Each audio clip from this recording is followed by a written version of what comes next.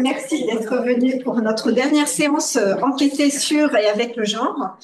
J'ai le plaisir de présenter ce soir Virginie Adan, qui est maîtresse de conférence à l'Université de Nantes, qui a fait sa thèse à l'EHESS et durant cette thèse a été visiting student à l'Université de New York et à celle de Pennsylvanie, de séjours qui étaient essentiels pour ses recherches puisque celle-ci était centrée sur le genre, les relations de pouvoir et les relations marchandes dans une société multiculturelle, dans un lieu spécifique qui s'appelait alors la Nouvelle-Néerlande. On va y revenir.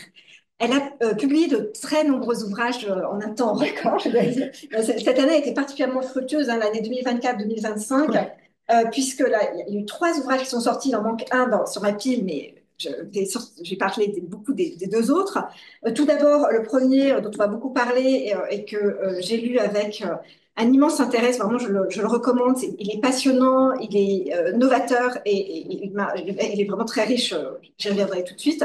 Aux origines de New York, femmes et hommes dans la formation d'une société coloniale 1624-1741 aux presses universitaires de Rennes. Euh,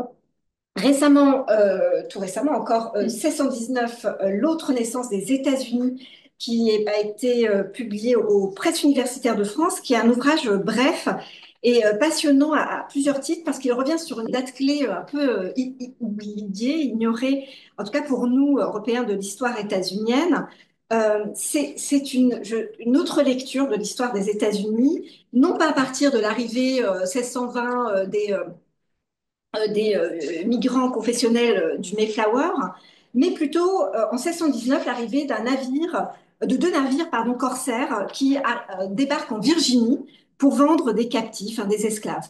Et c'est à la fois un retour sur cette histoire et comment cette histoire a été redécouverte ou remise en lumière, reprise dans des débats politiques, historiographiques, 4 siècles plus tard, en 2019, autour de ce projet 1619, hein, 1619 Project.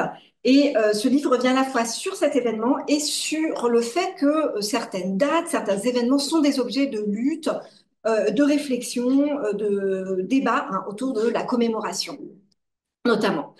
Et surtout, ce que j'ai trouvé très intéressant, c'est ça revient aussi sur la question de qu'est-ce qu'une date origine, qu'est-ce qui fait origine dans l'histoire d'un pays. Euh, Tout récemment, je le signale quand même aussi, parce que c'est en lien aussi avec notre sujet, elle a publié chez Perrin il y a quelques semaines, Des femmes en Amérique, une histoire des États-Unis de Pocahontas au hashtag MeToo, qui propose une approche par date clé, par moment clé de l'histoire américaine à travers ses actrices, que ce soit les évangélisatrices de la période coloniale ou les ouvrières pendant la Grande Récession, ou encore évidemment les figures connues, hein, par exemple de Rosa Parks. Alors, le travail de Virginie Adan, on l'a compris, propose une histoire renouvelée de l'Amérique du Nord, des États-Unis, enfin des États-Unis avant les États-Unis, tout d'abord en y intégrant pleinement le prisme du genre, mais aussi de la race, dans ce contexte colonial. Et l'originalité de ce travail que j'avais repéré en 2020 par un très bel article que j'avais fait lire à mes étudiants d'ailleurs, paru dans Clio Femmes Genre Histoire, sur les réagencements de genre en Nouvelle-Néerlande. Ce travail m'avait particulièrement frappé parce que il explore une histoire coloniale qui est plutôt délaissée, ou une préhistoire de New York qui est moins connue, en tout cas en France, hein, celle vraiment des débuts du XVIIe siècle, 1600, qui démarre en 1624, et une histoire à travers le prisme du genre, ou plutôt comme elle écrit, des régimes de genre, on y reviendra, je pense, c'est-à-dire des agencements spécifiques de genre dans un milieu, dans un contexte colonial, hein, comment les relations de genre peuvent être modifiées en fonction du contexte local, mais aussi du statut social, de l'âge, de la parenté, de la race, bien sûr, puisque les esclaves arrivent tout de suite, hein, dans ces lieux. Une manière finalement de travailler, mais le concept, je dirais, d'intersectionnalité sans l'utiliser directement, on y reviendra peut-être, qui serait peut-être pas pertinent, hein, peut-être, pour l'époque moderne. La force de ce livre, c'est de multiplier les points de vue en montrant que le genre est un élément en fait central de la domination coloniale, que ce soit à travers la désagrégation des structures de la parenté chez les populations locales ou l'usage stratégique, c'est un très haut passage sur du mariage comme forme de relation diplomatique, mais évidemment asymétrique avec les populations locales, ou encore dans l'analyse genrée de l'espace de la colonie. Donc je m'arrête ici et je remercie très chaleureusement d'être venue, donc Virginie Adam d'être venue jusqu'ici, en plus dans des conditions rocambolesques. Elle a fallu rester en rade entre Romans et Grenoble. Donc merci beaucoup et donc je te laisse la parole. Ben, merci beaucoup, Naïma, pour cette présentation. Je pense que j'aurais pas pu aussi bien parler de mes travaux que cela. Effectivement, avec une actualité éditoriale assez riche. Je tiens à préciser, en fait, c'est pas que j'écris trois bouquins en même temps, c'est juste que les éditeurs ont chacun leur calendrier. Et bizarrement, ils se sont tous collisionnés, mais bon, enfin voilà, c'est toujours intéressant de voir cette rencontre entre le temps éditorial et le temps d'écriture. Et donc, effectivement, la présentation que je vais faire aujourd'hui est dérivée donc de cet ouvrage, donc aux origines de New York, qui est dérivé de mon travail de thèse. Femmes et hommes dans la formation d'une société coloniale 1624-1741. C'est vrai que quand j'avais donné le titre de ma thèse, j'avais dit société multiculturelle et au moment de la soutenance, on s'est rendu compte, mon jury et moi, que c'était pas une société multiculturelle et que donc du coup, on avait peut-être pas gardé ce titre. Mais par contre, société coloniale, oui, et je vais en parler aujourd'hui. C'est un travail que j'ai donc mené effectivement entre New York et Albanie, à partir des archives des administrations coloniales de la période néerlandaise et de la période britannique. Au départ, c'est vraiment sur une longue durée, donc de 1624 à 1741, avec l'idée d'articuler trois pôles. D'une part, l'affirmation d'un pouvoir colonial par la régulation des rapports de genre, notamment par le mariage comme outil de structuration sociale et comme outil de domination.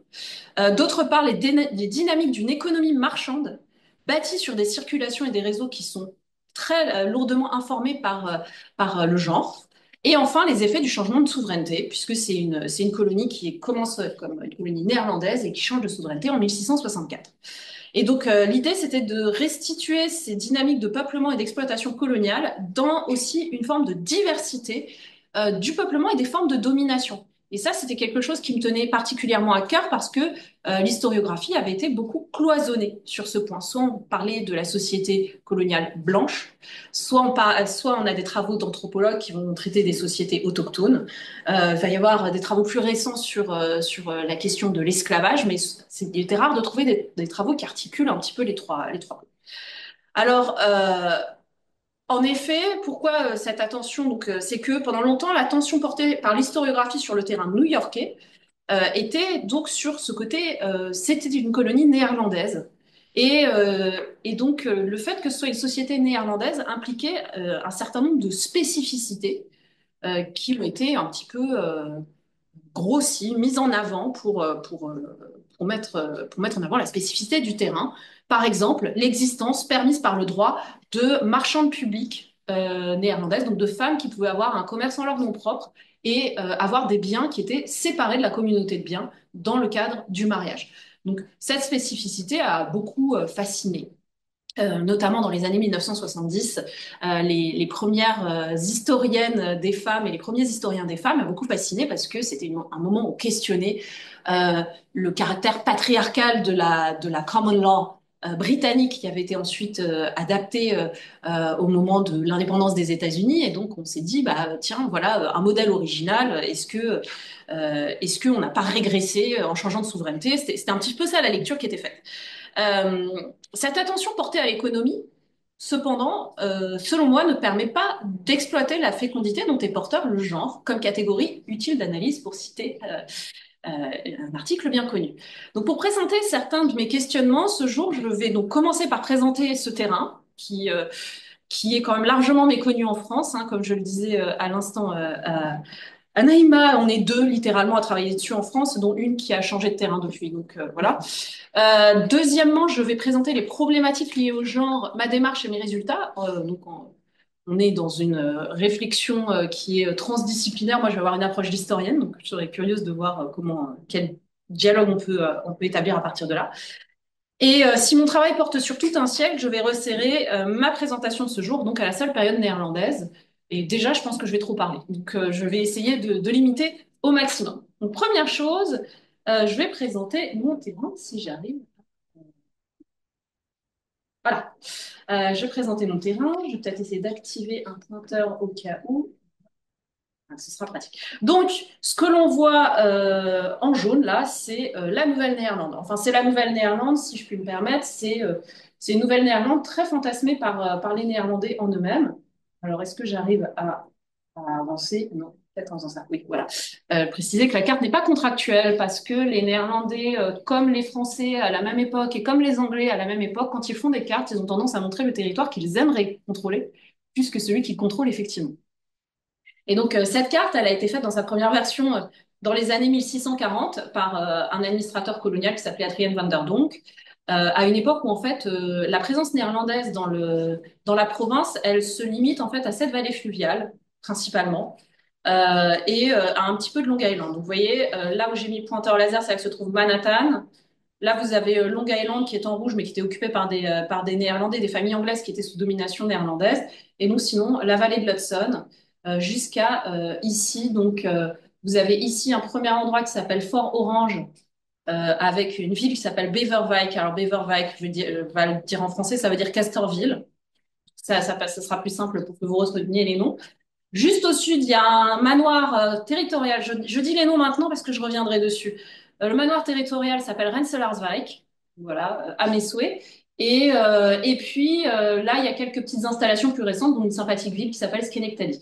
Donc voilà, c'est retenez Fort Orange, Castorville et ben, Manhattan, c'était la Nouvelle Amsterdam. Voilà, et c'est à peu près sur cet axe-là que s'implante le peuplement colonial principalement. Mais c'est vrai qu'au départ, les Néerlandais avaient ambition d'occuper trois vallées fluviales. Ici, c'est la rivière Connecticut et là, c'est la Delaware. Et donc, c'est un peu cet espace-là qui est projeté. Alors, la carte, elle a été réimaginée à la fin du siècle, donc en 1684. C'est pour ça que vous pouvez voir écrit New York ici, parce que c'était après le changement de souveraineté. Mais quoi qu'il en soit, le modèle était d'abord une carte néerlandaise. Donc, pour revenir un petit peu sur de la chronologie et des repères un peu généraux, la Nouvelle-Néerlande, New Nederland en néerlandais, c'est le territoire nord-américain reconnu dans un premier temps par le navigateur anglais Henry Hudson en 1609, qui, bien qu'anglais, naviguait pour le compte de la République des Provinces-Unies. Donc, il repère ce territoire pour tout un tas de circonstances que je ne vais pas développer, mais pendant plusieurs années, les Néerlandais envoient des expéditions dans la région, mais n'en font pas grand-chose. En 1621, toutefois, une charte est octroyée à la compagnie néerlandaise, faire comme ça, hein, ouais. Donc, je reviendrai là-dessus après. Une charte est octroyée à la Compagnie néerlandaise des Indes occidentales, hein, la WIC, pour développer des activités de commerce dans le monde atlantique. Donc, des activités de commerce dans le monde atlantique, ça veut dire en Afrique de l'Ouest et aux Amériques, principalement dans la Caraïbe et au niveau de l'actuel Brésil. Donc, tout ça pour dire que l'Amérique du Nord est paramétrée dans les statuts de la Compagnie des Indes, mais que ce n'est pas le centre de ce monde colonial projeté. Ce qui intéresse en Amérique du Nord, c'est le commerce des fourrures avec les populations autochtones, donc les peaux de castor, dont on peut faire des chapeaux en feutre qui sont très populaires en Europe. Et donc, il y a tout un réseau marchand transnational autour de cette activité de traite. Et donc, la présence néerlandaise dans la région est organisée autour de cette activité de traite, dont le monopole revient dans un premier temps à la Compagnie des Indes, mais qui l'abandonne progressivement. D'autres denrées vont circuler par ailleurs en Nouvelle-Néerlande, hein, des produits de l'agriculture qui sont exportés vers les Caraïbes. Il y a une première forme de culture du tabac également dans la région. En plus de cette fonction marchande, et un peu dans le prolongement d'une partie de celle-ci, hein, en partie, certains directeurs de la Compagnie des Indes veulent que la Nouvelle-Néerlande soit une colonie de peuplement organisé autour de manoirs agricoles territoriaux. Manoirs agricoles, c'est voilà, c'est des espaces fonciers assez vastes sur lesquels des propriétaires qui se font appeler des patroons vont faire venir des agriculteurs qui vont cultiver la terre et stabiliser un peuplement de fermiers. Donc, c'est important pour la suite, c'est pour ça que je prends la peine de le préciser. Ces premières installations ont lieu donc dès 1624, sont suivies progressivement d'achats de terres auprès des populations autochtones locales, notamment l'achat de l'île de Manhattan en 1626 par Peter Minuit. Alors, cet achat de l'île de Manhattan, c'est quelque chose qui était une légende de la meilleure affaire foncière au siècle dernier, par exemple. Donc en 1926, quand on a célébré l'achat de Manhattan, on s'est dit vraiment Peter Minuit, il a fait une super affaire parce qu'il l'a acheté pour l'équivalent de 24 dollars. Génial. Et là, enfin l'année prochaine, on arrive en 2026, c'est les 400 ans de l'achat de l'île de Manhattan. On se pose la question de comment on prend en charge cette mémoire-là. On se dit, bon, on va plus trop célébrer cette transaction foncière, mais est-ce qu'on doit quand même en parler parce que ça permet de donner de la visibilité à un processus colonial et ça permet de parler notamment des populations autochtones locales. Donc il y a toute une question que je trouve intéressante pareil. Mais je digresse. Quoi qu'il en soit, le peuplement de la colonie est immédiatement caractérisé par sa grande diversité, composée de groupes européens de vraiment tous les horizons, d'Europe du Nord à l'Europe du Sud, hein, globalement, avec plein de langues différentes qui sont parlées, par le contact avec des populations autochtones tout aussi diversifiées, j'y reviendrai, et il faut y ajouter l'introduction précoce de captifs africains dès 1626. Donc un peuplement très diversifié qui va occasionner des multiples modalités de contact. La population reste faible en nombre jusqu'à assez tard. C'est vraiment à partir des années 1650 que la colonie prospère véritablement, en dépit de tensions récurrentes avec les nations autochtones qui se trouvent en aval de l'Hudson. Hein, donc, si je reviens sur l'Hudson, voilà. Donc, dans cette région-là, c'est l'épicentre de la traite des pelleteries, donc du commerce des castors. Les relations sont plutôt cordiales. Dans cette région-là, il n'y a plus trop de castors, donc les transactions entre les Européens et les autochtones passent par la vente de terres et ça crée énormément de tensions. Quoi qu'il en soit, cette prospérité de la colonie repose donc sur la traite des pelleteries et sur l'insertion de la colonie aussi dans une économie triangulaire par le commerce avec les Antilles, par le ravitaillement des Antilles en produits de l'agriculture vivrière et aux Antilles où se développe une économie esclavagiste. Bref, histoire de terminer ce panorama très rapidement, le 27 août 1664, le gouverneur local, en fait, le gouverneur, il travaillait pour le compte d'une compagnie des Indes, donc une compagnie privée, donc il s'appelait le directeur général. Donc le directeur général, Peter Stuyvesant, se rend aux Anglais sans combattre.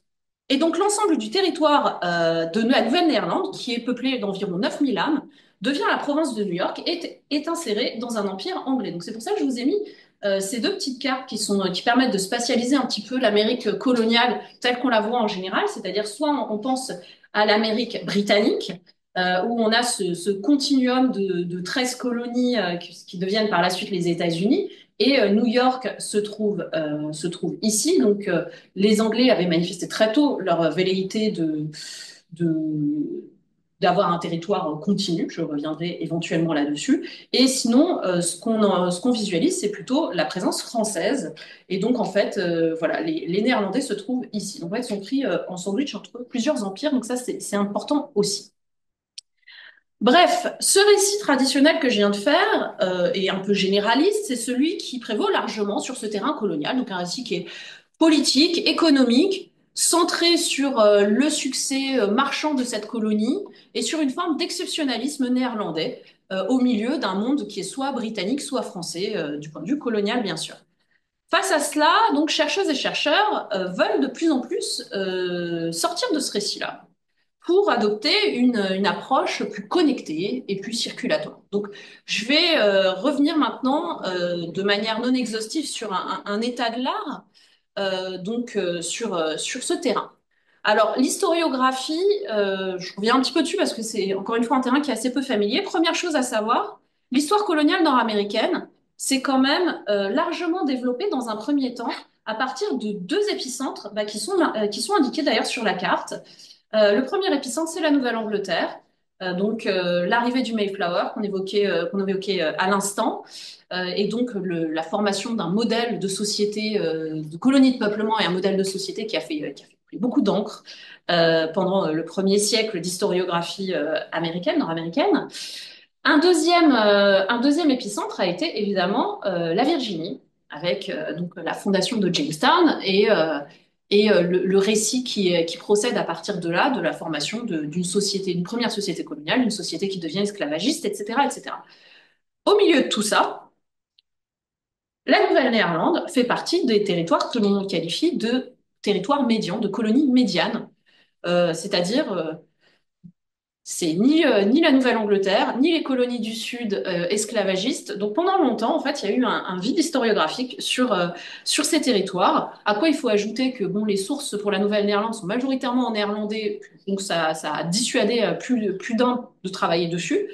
Et donc quand il y a des travaux sur la Nouvelle-Néerlande, l'idée est surtout de mettre en avant qu'on a su lire le néerlandais et qu'on comprend ce qu'est une société néerlandaise. Donc l'originalité néerlandaise a été, comme je le disais, surjouée.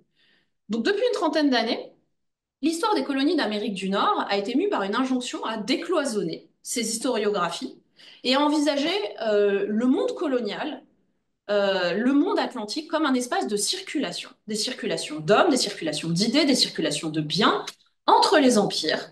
Donc entre l'empire néerlandais, anglais, français, espagnol, sais-je, l'accent est mis de plus en plus sur des thèmes qui peuvent permettre de comprendre ces circulations. Un des thèmes, c'est notamment l'idée de société nouvelle, euh, sur lequel je reviendrai, et de revenir sur des catégories analytiques qui transcendent les frontières impériales, telles que le statut, la famille, l'ordre social, le travail, la religion, la race. Ce renouveau a permis de sortir New York de ce cloisonnement, donc par un changement d'échelle déjà, mais aussi par la prise en compte euh, de ce qu'on appelle Vast Early America, donc une Amérique coloniale étendue ou continentale, ce qui est en fait la version nord-américaine de l'histoire connectée, c'est-à-dire euh, est-ce qu'on peut incorporer l'histoire du fait colonial aux histoires complexes des populations autochtones et africaines sur ces territoires? Quelles sont les connexions que l'on peut identifier, les circulations et les tensions? Et donc, la question qui vient avec ça, est-ce que ce renouveau peut profiter de la prise en compte du genre comme catégorie d'analyse? Dans cette perspective, les travaux récents sur la Nouvelle-Néerlande ont permis de combler ce vide patent en mettant l'accent sur ces circulations. Donc, deux exemples, par exemple les travaux d'une historienne qui s'appelle Deborah Hamer, qui s'est intéressée à l'existence d'une politique morale cohérente dans l'ensemble des territoires contrôlés par la Compagnie des Indes, donc montrant qu'elle fonctionnait comme un État moderne, donc que ce soit en Amérique du Nord, dans la Caraïbe ou en Afrique. On peut citer aussi les travaux d'une historienne qui s'appelle Erin Kramer, qui s'est intéressée aux relations marchandes dans la vallée de l'Hudson, en prenant le point de vue, en prenant la focale des populations autochtones, pour repenser leurs interactions, y compris intimes, avec les Néerlandais, mais aussi avec les Français, et de voir les circulations interimpériales qui étaient ainsi occasionnées. Et donc, mon travail s'inscrit également dans cette démarche avec une lecture par le genre de la formation de la société de Nouvelle-Néerlande qui devient New York en articulant donc un double enjeu d'ordre social et de dynamisme marchand qui rendrait compte des variations dans le temps et dans l'espace des rôles de genre et des relations qui s'ensuivent. Donc, mon objectif de départ, c'était de proposer une histoire mixte de la formation de cette colonie, donc qui intègre pleinement la présence de femmes et d'hommes. Donc, j'ai mon collègue à Nantes, mon collègue médiéviste Philippe Josserand, qui m'a dit bon bah c'est l'histoire mixte, c'est de l'histoire quoi en fait. Il y a des hommes et des femmes dans toute société. J'ai dit oui, mais justement, c'est de sortir d'un masculin universel. Voilà. En quelque sorte, sortir de ce masculin universel permet de mettre en évidence le rôle des hiérarchies de genre comme base de la formation de la société nouvelle, comme base qui va structurer l'organisation du corps social colonial, mais aussi l'organisation et la mise en place d'un espace d'échange économique de biens qui vont impliquer des contacts et des négociations entre des acteurs variés.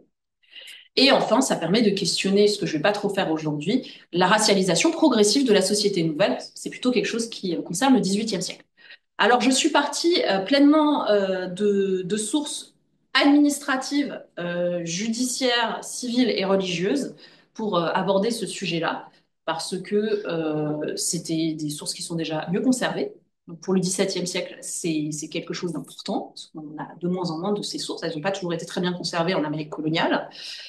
Et aussi parce que ces archives administratives, judiciaires, religieuses ou civiles permettent de voir les règlements concernant les comportements sociaux. Déjà, ça c'est la première chose qui m'intéressait, c'est de voir comment les administrateurs et comment les personnes qui étaient au pouvoir concevaient l'organisation de la colonie, l'organisation de la société. Et ça permet également de voir, surtout via les archives judiciaires, les interactions économiques ou sociales, des interactions litigieuses, débattues, objets de négociation. Mais c'est aussi une véritable fenêtre ouverte sur le quotidien des habitants de la colonie, à partir de situations de conflit, de négociations de rapports sociaux entre les hommes et les femmes, donc avec des litiges de toute nature, des litiges marchands, des procès pour violences physiques, pour violences conjugales, des transgressions morales, sexuelles, des insultes, tout simplement. Beaucoup de choses. Donc, ça passe par des archives des conseils coloniaux néerlandais à partir des années 1630, qui sont disponibles de manière assez suivie. Ça passe aussi par des archives judiciaires qui sont disponibles dès 1638 pardon, pour la région qui est autour de Castorville, dès 1653 pour la Nouvelle-Amsterdam. Donc ça, c'est pour des institutions locales. Et donc ça posait un certain nombre de questions d'avoir ces archives-là qui étaient quand même assez solidement conservées. Déjà, quelles méthodes possibles de travail peuvent être mobilisées? Est-ce qu'on va travailler avec une approche quantitative ou est-ce qu'on passe par une analyse plus qualitative du langage des sources, des cadres de pouvoir qui sont ainsi imposés? Quelles sont les pratiques de la population qui sont mises en avant dans ces sources? Quel est l'usage des institutions qui est fait par la population et qui est révélé par ces sources? Donc voilà, il y a tous ces éléments-là qui ressortent. Et surtout, en fait, ces archives, elles ont un intérêt majeur. C'est qu'on dit souvent qu'il n'y a pas de source pour parler des femmes dans des époques plus reculées, où il y en a beaucoup moins, parce que les femmes produisaient moins d'écrits, les populations dominées produisaient moins d'écrits. Les archives judiciaires permettent d'entendre ces voix-là. Et donc, c'est quelque chose qui est très précieux dans cette configuration-là. Donc, pour rentrer un peu plus dans le vif du sujet, je vais aborder donc 4 thèmes. Le premier, c'est celui de la migration en Nouvelle-Néerlande, qui est la première partie de mon travail, centrée sur la période donc néerlandaise, avec donc un premier observatoire, déjà, qui dit migration, dit déséquilibre sexuel. Et ça va interroger la mise en place d'institutions qui vont encadrer ces populations récemment arrivées. Euh, et ça va témoigner aussi de l'appropriation du territoire colonial par ses habitants. Alors, histoire d'inscrire ça dans un cadre nord-américain plus vaste à nouveau, les migrations européennes ont intéressé de longue date les historiennes et les historiens, notamment autour d'une question qui revient souvent dans les historiographies un peu plus anciennes, c'est la question des transferts de société ou de la création de nouveaux rapports sociaux. Cette historiographie a été cependant très renouvelée depuis une vingtaine d'années, encore une fois par les thèmes que j'évoquais précédemment, donc par la mobilisation d'une approche connectée de l'histoire, questionnant donc des mobilités interimpériales, atlantiques, hémisphériques, continentales, mais aussi questionnant l'existence de rapports de domination et l'existence d'un processus de colonisation de peuplement, de settler colonialism. C'est un thème qui est très important dans l'historiographie. Alors, il est important de souligner que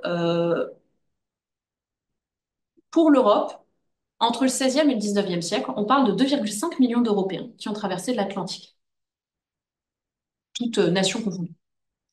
Ces migrations obéissent à des schémas qui sont très variables suivant les contextes. Il y a des migrations qui sont libres, des migrations sous contrat, des migrations contraintes, des migrations temporaires, des migrations définitives. Du point de vue du genre, pour la plupart des Européennes qui font le voyage jusqu'en Amérique, la question de la migration va aussi soulever des problématiques spécifiques au fait d'être des femmes dans des sociétés d'ancien régime. Ça pose la question notamment de leur ancrage familial et social dans des sociétés qui sont largement patriarcales. On conçoit difficilement que des femmes non mariées puissent se déplacer autrement que sous tutelle. Est ainsi donc posée la question de la rupture ou non que peut représenter la traversée de l'océan. Mais aussi la question du monde social qui va les attendre, lequel est à peu près invariablement, dans un premier temps, mais très largement masculin. Et ça s'accompagne aussi rapidement de politiques migratoires de la part des puissances coloniales, quelles qu'elles soient, pour faire venir des femmes, justement, parce qu'on a des mondes sociaux qui sont très masculins, et c'est un problème. Et donc, on va faire venir des femmes, des familles, suivant des stratégies qui sont variables d'un territoire colonial à l'autre. Donc, enquêter avec le genre, c'est questionner des politiques migratoires et leur dimension genrée. C'est questionner des rapports sociaux qui sont travaillés, qui sont perturbés par la migration récente ou par ses implications, avec liées à la distance, à la potentielle dislocation de liens, structuration de réseaux, qui est centrale notamment au commerce transatlantique. Je vais en venir maintenant spécifiquement au terrain néerlandais. La première question qui est à poser, c'est celle des sources. Et donc là, se pose d'emblée une première difficulté. Les principales sources qui vont nous renseigner sur la migration sont les registres de navires qui sont disponibles sur tout le siècle, hein, tout le premier siècle d'histoire de New York, surtout pour deux périodes qui sont particulièrement documentées dans le cas néerlandais, entre 1630 et 1644 et entre 1657 et 1664. Donc, ces registres, alors je reviendrai sur ce document après, ils ont été compilés notamment dans une base de données qui s'appelle Voyages of New Netherland, qui est une base de données collaborative qui a été menée dans le cadre du New Netherland Research Center, alors qui est très récente en fait. Elle a été inaugurée, je crois, en 2020 ou en 2021. Donc moi, je m'en suis pas servi pour ma thèse. Et j'étais dégoûtée quand j'ai vu qu'elle a été publiée, qu'elle m'aurait fait gagner beaucoup de temps. Mais elle ouvre sur des nouvelles questions qui sont tout à fait fascinantes, notamment sur les circulations aussi dans le monde colonial, dans le monde atlantique néerlandais. Mais ce que permet de voir cette base de données, c'est que les données sont souvent en réalité très lacunaires en termes de genre, et que le quantitatif ne permet pas forcément de donner de la visibilité à une répartition sexuée des migrantes. Je reviendrai là-dessus. L'autre source, et c'était le premier document que j'ai montré, fait suffisamment rare pour être souligné, on dispose de quelques témoignages de première main sur la migration féminine. Alors quelques, deux, mais c'est toujours ça. Le plus connu, c'est celui que je vous ai mis sur le diaporama, celui de Kathleen Tricot, qui s'appelait en fait Catherine Trigo, elle était francophone, hein. En fait, c'est en 1688, le gouverneur de New York, qui est devenu une colonie britannique, d'où le fait que cette archive soit en anglais en réalité, le gouverneur de New York envoie un juge de paix au domicile de Kathleen Atrico, qui est une ancêtre, une doyenne de la colonie, qui vit sur Long Island, et il lui demande de raconter son arrivée à la colonie. Et donc elle fait ce petit récit où elle explique qu'elle est arrivée donc en 1623. On va lui pardonner, elle était âgée, elle est arrivée un an plus tard en réalité, elle raconte sa traversée. Et malgré les lacunes liées à la mémoire défaillante d'une personne âgée, ce qu'on voit, c'est quelques informations qui sont intéressantes là-dedans. Déjà, elle nous apprend qu'elle est partie d'Amsterdam à bord donc d'un navire accompagné d'un homme qui s'appelle Joris Rapaille, donc Georges Rapaille, avec lequel elle s'est mariée 4 jours avant le départ.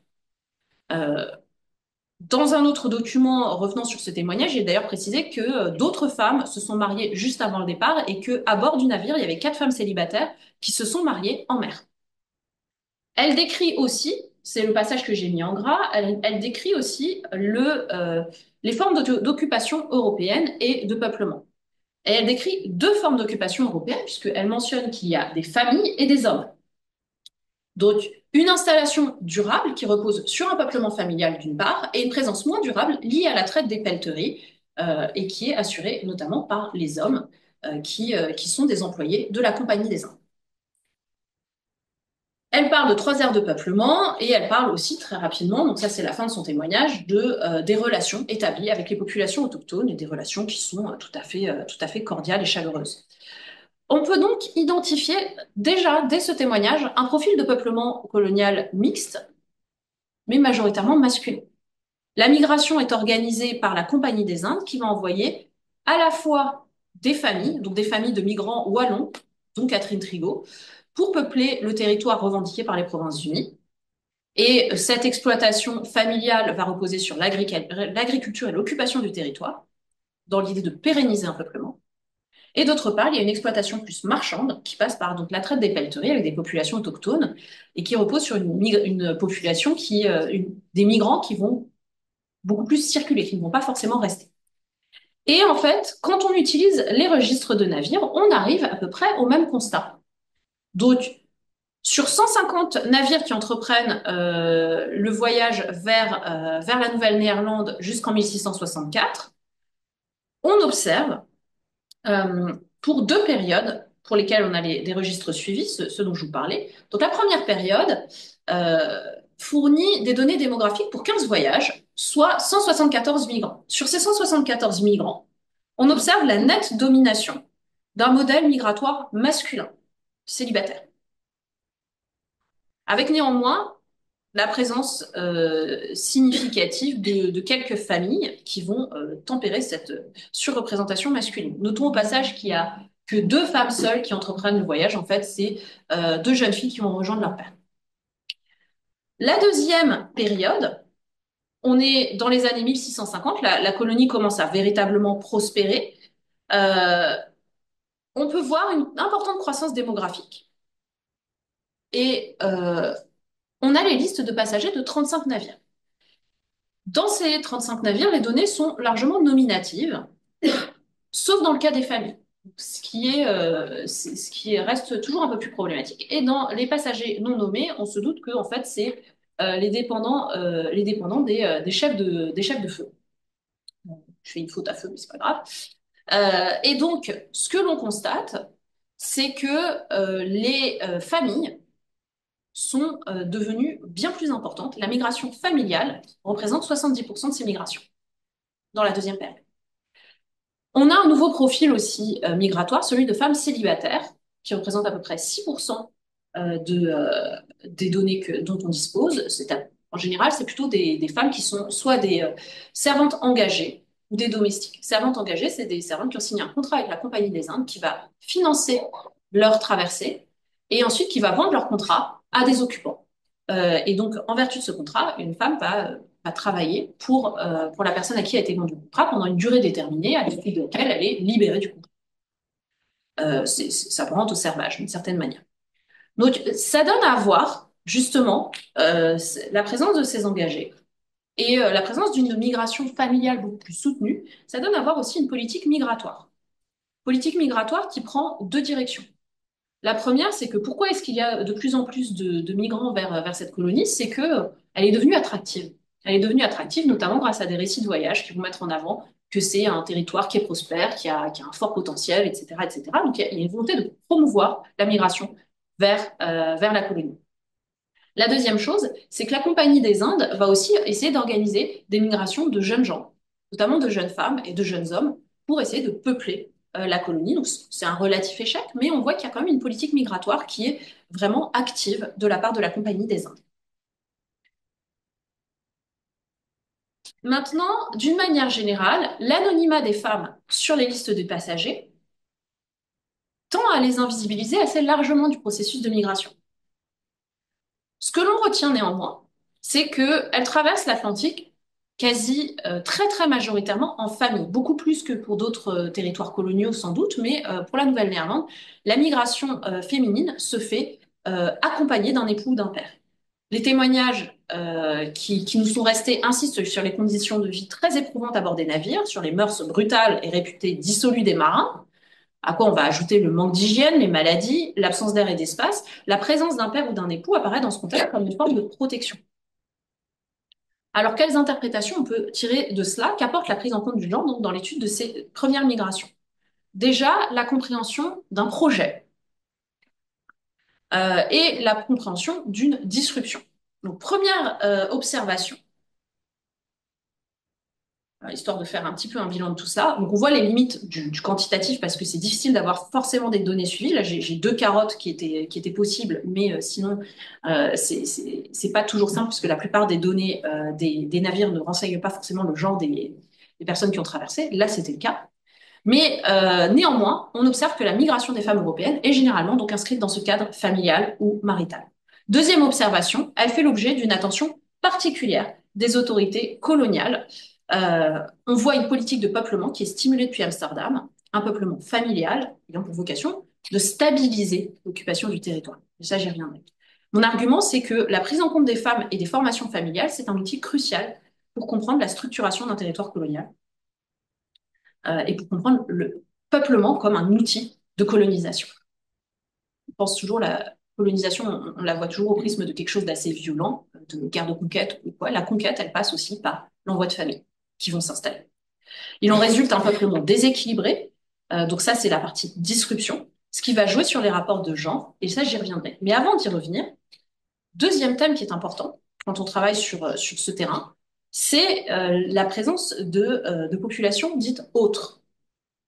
Un point longtemps sous-évalué par l'historiographie, c'est la confrontation de ces migrations à l'altérité et à comprendre comment ce déséquilibre sexué a pu travailler, voilà, les régimes de genre de la population migrante, mais aussi des populations autres. Déjà, d'un point de vue démographique, j'ai parlé de migration vers la Nouvelle-Néerlande, j'ai juste oublié un aspect de ces migrations.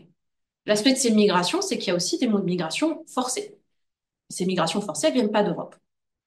Si l'on doit parler de migration vers l'Amérique, on doit aussi prendre en compte celle venue d'Afrique. Et à l'échelle des migrations féminines, à vrai dire, sur 5 femmes arrivées aux Amériques d'une manière générale avant 1800, sur 5 femmes arrivées aux Amériques, 4 étaient des captives africaines.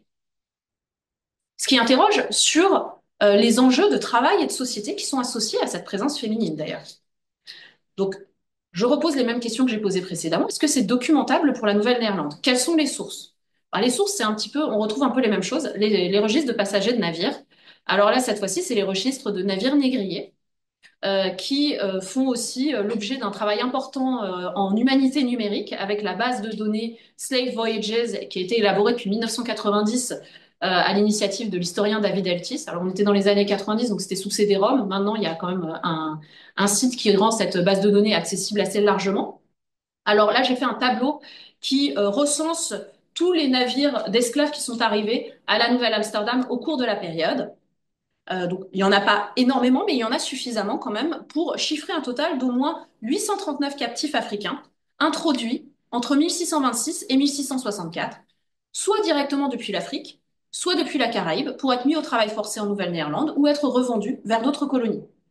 Ce qui rend difficile le chiffrage, c'est que, bah, je l'ai précisé ici, c'est qu'il y a plusieurs de ces navires qui sont en fait des corsaires, donc qui ont pas des registres très fiables. Et en général, on en a connaissance cette fois-ci, c'est pas qu'il y a des registres de navigation, c'est qu'il y a des observateurs locaux qui ont dit, ah bah tiens, le navire Brunswick est arrivé avec des esclaves à son bord, et c'est comme ça qu'on le sait, mais on n'en sait pas beaucoup plus sur ce bateau. Quoi qu'il en soit, ce que l'on sait, c'est qu'il y a une présence d'esclaves dès 1626 et que les femmes sont documentées là aussi très précocement. En 1628, si on en croit un courrier du pasteur de la colonie, il n'y en avait qu'un à cette époque-là, il parle d'esclaves angolaises. Et les registres de la Compagnie des Indes précisent que l'achat de femmes vise à, je mets des guillemets et j'insiste sur le fait qu'il y a des guillemets, à satisfaire le confort des nègres de la compagnie. Donc on a, ce qui est intéressant dans cette phrase, c'est pour ça que je tenais à la restituer, c'est qu'on voit une logique là aussi de mixité de genre qui est comprise par la Compagnie des Indes et qui est verbalisée par la Compagnie des Indes. Il faut qu'il y ait des femmes africaines. Et ça interroge là encore sur le projet de société auquel est associée cette présence de femmes africaines et sur l'inclusion de cette population asservie dans ce projet de société. Je reviendrai un peu plus en détail là-dessus. L'autre forme d'altérité que l'on trouve dans cette colonie, c'est évidemment la présence autochtone, qui est diversifiée tant dans l'organisation sociale des peuples concernés que dans leur rapport de force et surtout dans une compréhension du territoire comme un espace de contact entre ces peuples. Alors, je vous ai mis donc une carte tirée de Wikipédia qui permet de voir une vision plus réaliste de l'occupation du territoire, malgré tout, donc je le trouvais pas mal. Je ne sais pas qui l'a faite, donc je ne peux pas la sourcer autrement. Et sinon, ça, c'est une carte qui localise les peuples, les principaux peuples autochtones qui sont présents sur le territoire colonial, avec bon, en italique les peuples qui sont algonquins et en caractère droit les peuples iroquoiens ou Haudenosaunee. Donc, les peuples Haudenosaunee constituent une ligue, une confédération qui se trouve à peu près dans la région des Grands Lacs et un peu à l'ouest des populations coloniales néerlandaises, mais c'est les principaux partenaires marchands. Parce que c'est la zone d'évolution des castors se trouve ici en fait. Et les Haudenosaunee vont chasser les castors et les acheminer à Castorville pour les vendre. Plus au sud, donc voilà, on a des populations que j'ai désignées comme Munsee. Munsee, c'est le langage, mais sinon on les appelle les Lénapés. Voilà, c'est un peuple, c'est un groupe de peuples algonquins qui habitent dans ce territoire. Cette différenciation régionale, elle se traduit aussi dans la nature des relations, comme je l'expliquais précédemment. C'est-à-dire que les Iroquois Haudenosaunee, c'est des partenaires marchands. Les Lénapés Munsee, c'est une menace pour les colons. Par ailleurs, autre chose que l'on peut noter, c'est comment est-ce qu'on comprend ces populations, comment est-ce qu'on y accède. Il y a un problème au niveau des sources. Cette fois-ci, il n'y a pas de registre de navigation qui vont nous renseigner sur ces peuples. Cette fois-ci, on va avoir recours à l'archéologie, mais aussi à l'anthropologie, qui va éclairer la compréhension de certaines de ces relations diplomatiques ou des transactions économiques qui sont opérées entre les Européens et les autochtones. Et ces apports de l'anthropologie et de l'archéologie permettent de voir justement une mécompréhension entre les peuples dans la nature des relations qui sont développées. J'ai mis quelques citations que je trouve assez éclairantes sur la compréhension des régimes de genre autochtones par les Néerlandais. Alors, Johannes Mechapolensis, c'est un des pasteurs de la colonie. C'est un pasteur calviniste, et donc qui va décrire les mœurs des populations autochtones, et donc qui est relativement horrifié par ces mœurs. Hein. Ils vivent en général sans mariage, en fonction de leur volonté, donc c'est pas très bien vu. J'en ai vu se délaisser après avoir passé un long temps avec d'autres, les délaisser, rechercher leurs anciens partenaires et former un couple à nouveau. En dépit de leurs épouses, ils ne renoncent pas à la prostitution. Et s'ils peuvent forniquer avec la femme d'un autre, ils pensent que c'est une bonne chose. Également, les individus de sexe féminin sont excessivement enclins à la prostitution. Elle s'allonge pour la somme de 1, 2, 3 shillings et nos germaniques s'acoquinent très volontiers avec ces prostituées. Voilà. Ça, c'est la version horrifiée. La version plutôt, on va essayer de vendre cette colonie pour les gens qui sont encore restés en Europe. Aucun mariage n'est si ferme ou si assujettissant qui ne puisse être dissous. Et ensuite, il semble que leur femme est une sorte de grâce, car plusieurs de nos hommes, avant qu'un nombre conséquent de femmes hollandaises soient présentes ici, furent séduits par celle-ci. Les femmes sont séduisantes, elles sont disponibles et elles sont accessibles. Alors, rapidement, des travaux d'anthropologues ont identifié une mécompréhension. Déjà, l'absence de mariage dans les sociétés autochtones est un donné, l'absence de mariage chrétien de toute évidence.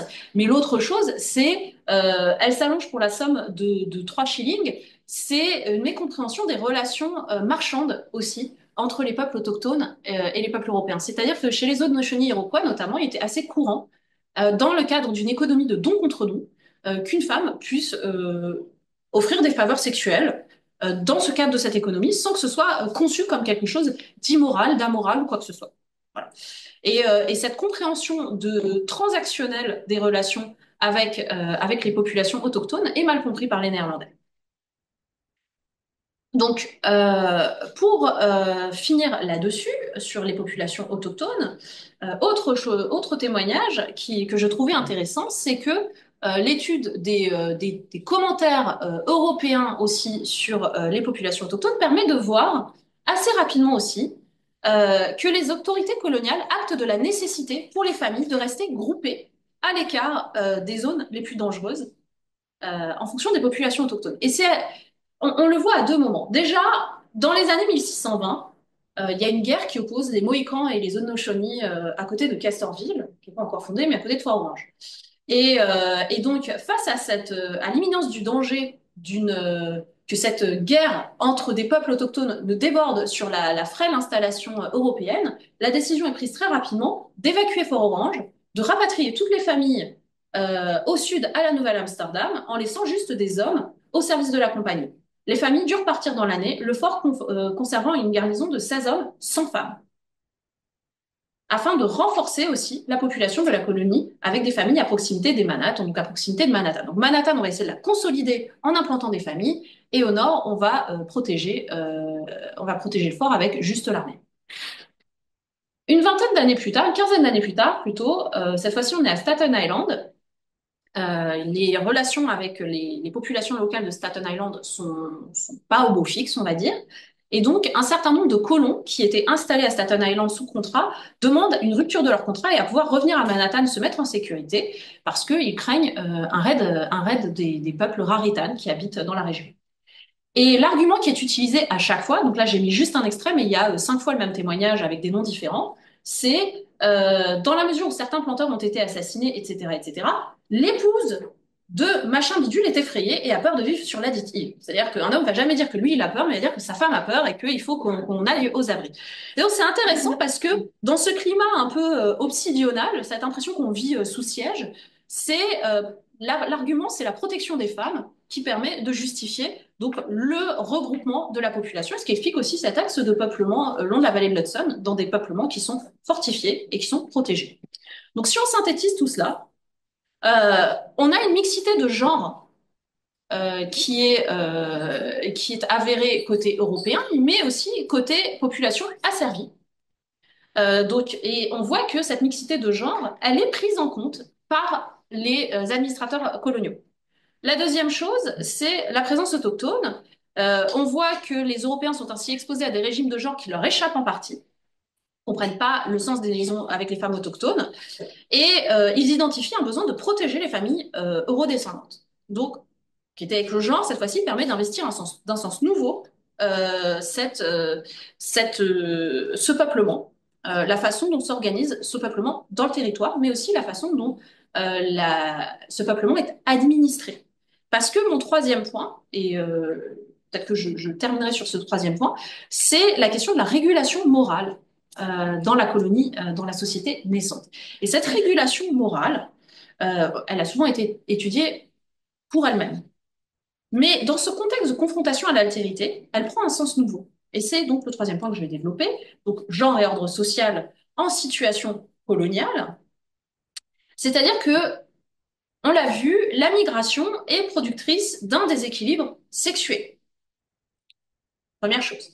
Elle est productrice d'une mise en contact entre les peuples. Et donc, les questions qu'on peut se poser, c'est quels sont les effets de cette mise en contact? En général, le constat qui a été fait est de voir la société coloniale comme un monde violent, comme un monde anomique, comme un monde brutal. Notamment, un des plus grands historiens de l'histoire coloniale nord-américaine euh, a décrit la Nouvelle-Néerlande comme une société barbare. Et c'est vrai que des fois, quand on regarde les archives, on a des témoignages qui sont... je suis tombée sur un de ces témoignages tout à l'heure en reprenant mes notes pour venir présenter ici. Et j'ai effectivement eu du mal à m'empêcher d'éclater de rire en lisant une transaction qui avait été litigieuse, une transaction foncière, en fait, une transaction pour une location qui oppose donc un homme et une femme. Et donc, que je retrouve, ah voilà, la plaignante qui s'appelle Katalintje Verbeek dit que l'épouse de l'accusé est venue chez elle pour de l'argent à propos d'un terrain. Et parce qu'elle lui a demandé de patienter un peu, elle l'a traité de putain, de traînée, etc. Par conséquent, son époux fut obligé de la chasser de la maison. Elle demande que l'accusé soit condamné à prouver la véracité de ses insultes ou à réparer son honneur et à ne plus le contester. L'accusé déclare qu'il n'était pas présent, mais que son épouse affirme que la plaignante l'a grossièrement traité de truie, de tricheuse, etc. À la suite de quoi des mots furent prononcés. Alors là, déjà, ils n'avaient pas de problème avec les premiers mots, donc je me demande quels sont les mots qui ont été prononcés par la suite. Donc voilà, et puis ensuite, il y a eu des échanges de coups, etc., etc. Bon, ça, c'est le genre d'archives qu'on a. C'est un peu rigolo par moment à lire. Euh, mais c'est cette vision, enfin, quand on lit les archives judiciaires de la Nouvelle-Amsterdam, je pense que une minute sur deux, c'est une question d'échange d'insultes. Donc forcément, le premier réflexe, c'est de se dire quand même vraiment, c'est une société très violente. Alors, alors, est-ce qu'apporte la prise en compte du genre dans cette relecture-là des rapports sociaux? Les sources que j'utilise, je l'ai un peu détaillé en introduction, c'est les archives administratives et judiciaires qu'on peut étudier de deux manières. On peut les étudier dans leur contenu. Alors je vous dis tout de suite, moi je l'ai pas eu aussi joli que ça. C'est un facsimilé qui est sur le site des archives municipales de New York, mais moi j'avais droit qu'à un microfilm qui était absolument déplorable dans la qualité, mais bon. Voilà. On a les archives judiciaires et on peut les étudier pour leur contenu, ou alors on peut étudier aussi le contexte de leur production. Et c'est un petit peu les deux choses qui vont m'intéresser. Parce que la première observation, c'est que évidemment, c'est dans les archives, dans ces archives administratives et judiciaires qu'on va avoir les plus fortes dénonciations des mœurs de la population, et même très très tôt. Je vous ai mis une citation donc d'Isaac de Razière. Isaac de Razière, c'est un des premiers secrétaires coloniaux en 1626. Qui est un peu désespéré, donc il baisse les bras assez vite hein, tout de même. La population ici est désormais sans foi ni loi en raison du mauvais gouvernement actuellement en exercice. Une plus grande attention devra être apportée à l'avenir sous la supervision et la direction de personnes sobres et industrieuses. Donc, cette inquiétude d'Isaac de Razière, elle est réitérée par tous les gouverneurs jusque dans les années 1660. La population est sans foi ni loi, ils boivent, ils jouent, ils se tapent dessus, les femmes écartent les cuisses dès qu'elles peuvent. Enfin, c'est vraiment le genre de témoignage qu'on a en permanence. Une partie significative de cette inquiétude porte sur des transgressions morales, certes. Mais surtout, ce qui m'intéresse, c'est la suite de l'inquiétude, c'est que ces transgressions morales fragilisent le corps social dans son ensemble et fragilisent la survie de la commune. Et j'ai pas mis de citation de Stuyvesant parce que c'est le dernier gouverneur, parce que c'est plus long, mais Stuyvesant, lui, en général, quand il fait ce constat, il fait à peu près le même constat, mais il termine en disant, non pas il faut qu'il y ait des personnes sobres et industrieuses, mais il incite les colons à maintenir ce qu'il désigne comme, je cite, une société bien régulée. Et ça va poser la question de ce qu'il entend par société bien régulée et c'est la question des transgressions morales qui sont observées dans un contexte de migration récente. Alors la société bien régulée, elle fait écho à un repoussoir. Le repoussoir, c'est l'ensauvagement, terme qui a tristement des échos régulièrement dans le débat public, mais en fait qu'on voit déjà au XVIIe siècle. Hein, sauf que là, l'ensauvagement, c'est lié au peuple qu'on désigne littéralement comme sauvage. Hein. Le terme en néerlandais pour désigner les autochtones, c'est verden, donc c'est les sauvages. Donc ce contre-modèle, ce sont les sociétés autochtones dont les administrateurs, civils comme religieux, espèrent se démarquer. D'où les citations que j'ai mis tout à l'heure de Maître Apollonsis qui explique bon, leurs femmes se marient pas, elles se prostituent trop facilement, etc., etc. C'est une façon de montrer un contre-modèle. La suite du contre-modèle, d'ailleurs, c'est aussi de montrer que les hommes ne travaillent pas. Les hommes autochtones ne font rien, c'est les femmes qui travaillent dans les champs. C'est vrai que dans les régimes de genre autochtones, les femmes sont plutôt les agricultrices et que donc pour les observateurs européens, ils se disent pourquoi les hommes ne travaillent pas, en fait, ils fichent rien. Ça veut dire que ce ne sont pas vraiment des hommes et ça justifie le fait que nous, colons européens, on a une forme de supériorité sur eux. Donc vous voyez, il y a des éléments de discours qui sont posés de cette manière-là. Mais les transgressions morales sont intégrées dans cet appareil discursif.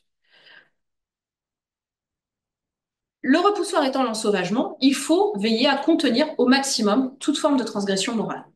Et alors, je vais revenir sur ces transgressions morales. Alors, il y en a un certain nombre, c'est les mêmes que ce qu'on trouve en Europe. Mais la migration peut être productrice de spécificités. Déjà d'une vulnérabilité exacerbée pour les femmes, ce qui est vrai d'ailleurs, là aussi en Europe, quand on parle des femmes qui migrent en ville, par exemple des femmes seules qui viennent s'installer en ville, on sait que c'est une population vulnérable. Bon, bah là, elles n'ont pas migré en ville, elles ont migré de l'autre côté de l'Atlantique. La question de cette vulnérabilité est exacerbée. Alors, comment est-ce qu'on enquête là-dessus? Eh bien, les archives administratives, dans un premier temps puis judiciaires, donnent accès aux sollicitations dont les femmes seules peuvent faire l'objet dans ce monde social très masculin. Elles sont en infériorité numérique, elles sont éloignées de leur société de départ, et cette configuration peut faciliter certaines transgressions. Certaines sont classiques, euh, séduction, sexualité hors mariage, violence sexuelle, mais il y a des inflexions.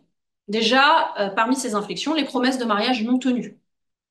Exemple, en 1642, une femme qui s'appelle Janetje Martens, donc Jeannette Martin, une veuve, s'en réfère aux autorités coloniales au sujet d'un nommé Jan van Mepelen, qui a offert de l'épouser, mais alors il lui a dit, je t'épouserai à Curaçao, qui est une autre colonie néerlandaise, je t'épouserai à Curaçao, mais on peut publier les bans à la Nouvelle-Amsterdam et commencer déjà à nous connaître bibliquement à la Nouvelle-Amsterdam.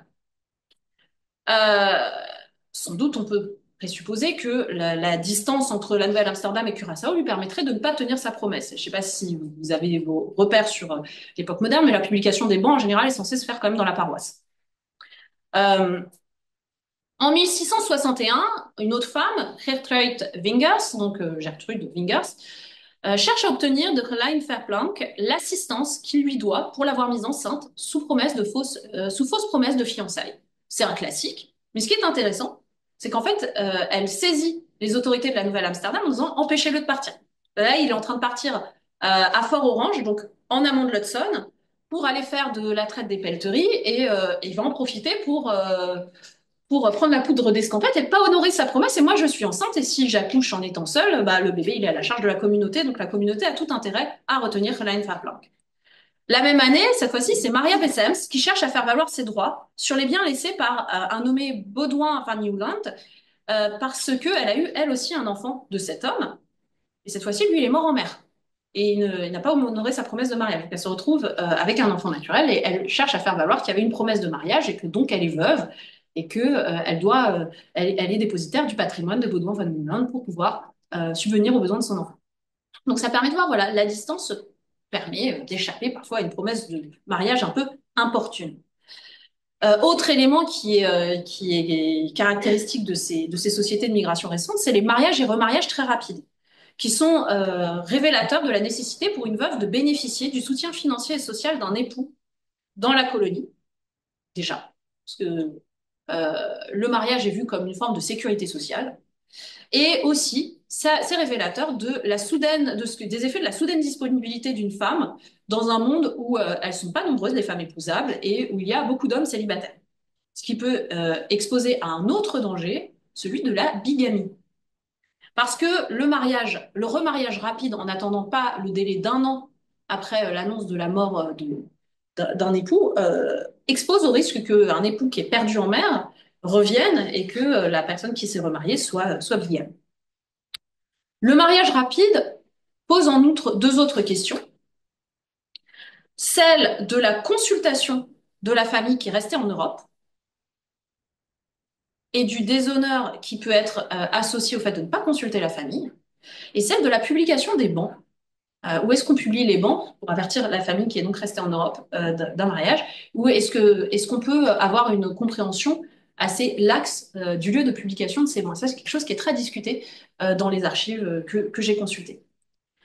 Euh, à ce titre, si les affaires de mœurs et notamment de séduction peuvent paraître comme des transgressions à une norme bâtie, ça nous conduit à voir que ces transgressions sont aussi liées aux effets de la distorsion de l'espace social de ces habitants de la colonie.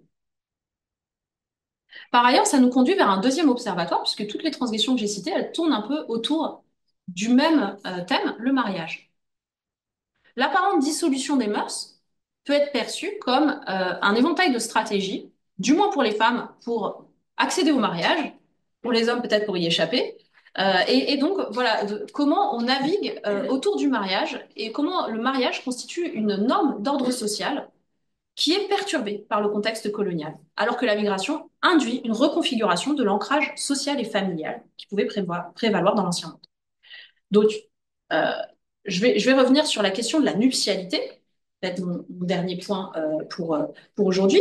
La migration provoque donc une disruption des schémas matrimoniaux traditionnels. Schéma traditionnel en Amérique, en Europe moderne, c'est celui d'un marché matrimonial qui est plutôt endogame. On se marie dans son milieu social, on se marie surtout dans son milieu géographique.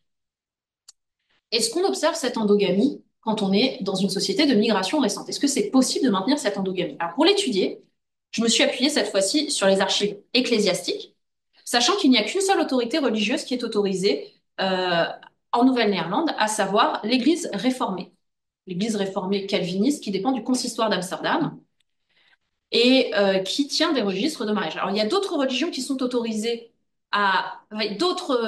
des minorités religieuses sont autorisées à vivre en Nouvelle-Néerlande, mais il n'y a qu'une seule église. Voilà. Donc, s'il y a des luthériens, ils doivent passer par l'église réformée. S'il y a des huguenots, pareil.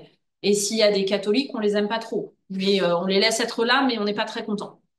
Et s'il y a des juifs, on n'est pas très content non plus, mais surtout parce que la présence de juifs pourrait impliquer qu'il y ait aussi des catholiques. Enfin, c'est quelque chose comme ça. Quoi qu'il en soit, on dispose des registres d'intention de mariage de l'Église réformée entre 1639 et 1664. C'est 451 mariages qui sont enregistrés sur cette période. Plusieurs observations peuvent être faites. Une première observation, c'est l'âge au mariage. L'âge au premier mariage est significativement plus bas en milieu colonial qu'en Europe. La moyenne européenne d'âge au mariage, c'est autour de 23-26 ans au premier mariage pour les femmes. En l'occurrence, dans la colonie, c'est plutôt de 19 ans, avec des femmes qui sont l'objet de sollicitations parfois au moment même de leur puberté. Hein. Il y a des familles où les jeunes filles sont mariées dès 13-14 ans. Deuxième observation, si les comportements endogames de l'Europe moderne prévalaient, outre-Atlantique, force est de constater que la diversité religieuse, sociale et linguistique et autres ne permet pas le maintien de cette endogamie. Sur 451 mariages, il y en a 325 qui font état de l'origine des mariés. Ces origines déclarées couvrent un territoire très vaste. Donc les Provinces-Unies, l'Empire, la Scandinavie, l'Angleterre, l'Écosse, la France, la Vénétie, le Maroc. Et en plus, ça peut masquer des trajectoires migratoires aussi, parce qu'il y a beaucoup de mariés qui se déclarent venant de Londres ou venant d'Amsterdam, qui sont des lieux de refuge déjà. Donc voilà. On sait qu'il y a des unions interconfessionnelles par ailleurs, dans un cadre réformé calviniste luthérien. Mais ce qui ressort surtout, c'est que la complexité de ces trajectoires migratoires rend impossible d'identifier une forme d'endogamie. La migration et la formation de la société coloniale font que seules 28 unions sont désignées comme spécifiquement endogames. En revanche, ce qu'on peut observer, c'est l'apparition d'un nouvel ancrage, de reformation d'une endogamie d'une certaine manière, l'ancrage néo-néerlandais, c'est-à-dire qu'à partir des années 1650, les mariés sont souvent des migrants de deuxième génération et donc déclarent leur origine comme étant la Nouvelle-Amsterdam. Troisième observation que l'on peut faire, c'est que ce cadre matrimonial est étendu aux populations d'origine africaine.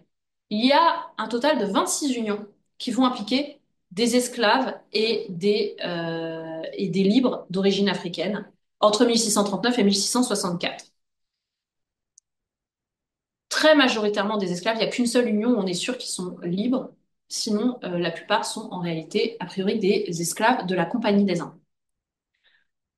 On parle donc d'unions qui sont encadrées par le pouvoir en place. Les esclaves ont donc la possibilité de se marier et de voir leur union reconnue par les autorités ecclésiastiques et administratives de la colonie. Ça dit quelque chose d'une christianisation. Ça dit quelque chose. C'est ce qui facilite aussi de savoir d'où viennent ces esclaves au passage, parce que dans ces registres de mariage, ils vont dire d'où ils viennent. Donc, ce qui fait que c'est comme ça qu'on les repère aussi, notamment, ils disent qu'ils viennent d'Angola, du Cap-Vert, du Congo, qui sont créoles, etc., etc. Ça permet de spatialiser un peu l'origine de cette population. Mais ce qui est intéressant, c'est de voir que le pouvoir en place a favorisé les unions d'esclaves. Donc, ça questionne sur la politique du pouvoir colonial à l'égard de la fondation de familles, comme d'une famille chrétienne, comme compatible avec l'institution esclavagiste. Donc, en s'intéressant au mariage et à son encadrement, ce qu'on peut voir, c'est que le mariage est vu comme un marqueur de civilisation par rapport à ceux qui sont qualifiés de sauvages. Hein. Je renvoie à la remarque de Metropolensis. Euh, c'est un marqueur de civilisation par lequel le pouvoir colonial tente de prendre graduellement le contrôle sur aussi la gestion des relations au sein des colons, en légiférant sur les effets de la distorsion du territoire créée par des circulations atlantiques, donc fiançailles non respectées, gestion des situations de bigamie, des fiançailles sans consulter la famille restée en Europe, etc., etc. Et ça permet de voir aussi l'importance de la synergie entre les autorités administratives et les autorités religieuses. Hein, l'Église réformée néerlandaise qui est une sorte de bras armé des autorités civiles dans cette histoire. Dernière chose, l'évolution de la législation sur le mariage permet aussi de voir, alors ça je ne l'ai pas développé ici, mais permet de voir aussi une prise en main locale de la régulation des rapports moraux. Parce que certains litiges matrimoniaux permettent de voir un conflit entre les autorités de la Compagnie des Indes, qui fondamentalement, la Compagnie des Indes, elle est à Amsterdam, entre les autorités de la Compagnie des Indes et les gouvernements locaux qui sont à la Nouvelle-Amsterdam, qui sont à Castorville, etc., etc., et qui vont dire non, nous, c'est comme ça qu'on veut réguler notre société, et pas comme le demande la Nouvelle-Amsterdam. Je vais prendre quand même un exemple rapidement. Le cas d'un mariage litigieux entre une jeune fille qui vient de la Nouvelle-Amsterdam, qui est née à la Nouvelle-Amsterdam d'ailleurs, et un homme qui est le fils d'un des directeurs de la Compagnie des Indes, qui se marie contre l'avis de son père. Et le mariage est conclu hors de la Nouvelle-Amsterdam pour échapper aux autorités de la Compagnie des Indes. Donc ils vont se marier sur Long Island. Et ensuite, ils vont dans le Connecticut pour consommer leur mariage.